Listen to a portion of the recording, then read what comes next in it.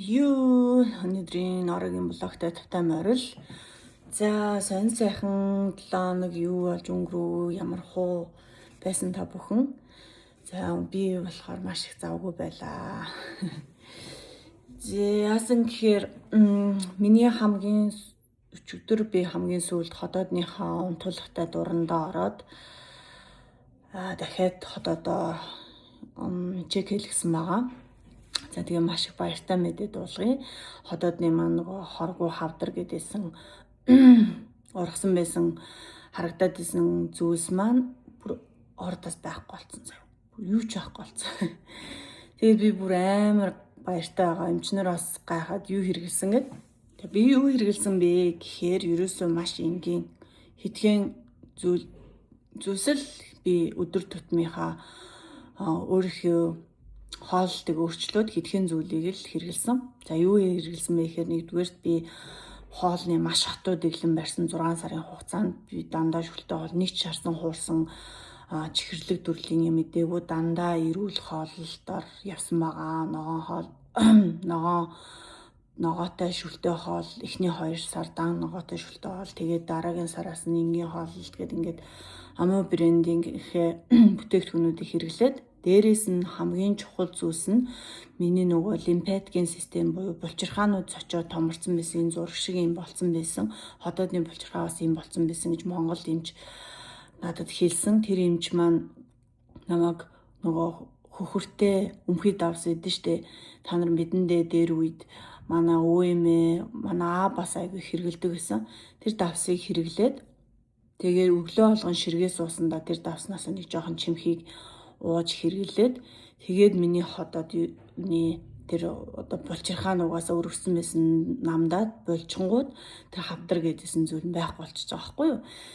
Тийм болохоор та бүхэн бас өөртөө хайртай байж өөрийнхөө эрүүл мэндэд илүү сайн анхаарч өнөөдрөөс эхэлж багаар зөв хоолж эхлээрээ өөрийнхөө хотоод руу амруугаа оруулж байгаа тэр зүйлсүүдтэй илүү сайн анхаараарай гэж хэлмээр байна. Тэгээд өвдөхөөр л хүн хамгийн их ойлгодог. Өвдөхөөр хүн юу идэж ууснаа хяналт тавихаас илүү өвдөхөөсөө өмнө эхлээд өөрийгөө анхаарч өөртөө илүү хайртай эмэгтэй байгаарай гэж хэлмээр байна. Тэгээд хотоод бол өвдөлт бол үнэхээр аимшигтай юм билээ.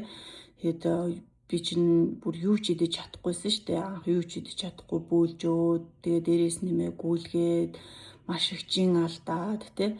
Одоо би буцаад жоохон жин нэмсэн. Гэтэ яг хэвийн жин дээрээ байгаа. Тийм байна. Тийм болохоор та бүхэн илүү өөртөө хайртай байгаарай. Эмэгтэйчүүдээ дүүнараа тэгээд өөрийгөө илүү хайрлаарай. Тэгээд эмчнэр чи юу хэрэгэлсэн гэхээр би ямар өмхий давс хэрэгэлсэн гэлтэй ш. Тэгээд би хоолны дэглэмэл бариад ер нь бол сэтгэл зүгээ маш сайн бэлдсэн гэдгсэн чинь тийм үү гэл тэгсэн. Тэгээд хоолны одоо өмхий давс маань Америкт байгаа хүмүүс маань black salt энтгийг дэлгүүрт black salt гэж байд юм лээ. Уучлаарай миний хоолоо жоохон гэж сонирм болсон. Тэр нөгөө унтуулгатай тарай хийсний маргааш нь ингээд миний хоол айгуу сонирмолцоо тэр жоохон side effect нь өгөөд ах шиг байсан. Хотоодтай болсон байна. Тэгээд эмчийн хамгийн хийсэн гоё үг нь за хотоод чи идэгсэн байна. Өнөөдрөөс эхлэе чи дуртай амиа дээрээ гэж хэлсэн намайг бүр үнэхээр гоё мэдрэмжийг өгсөн. Тэгээд би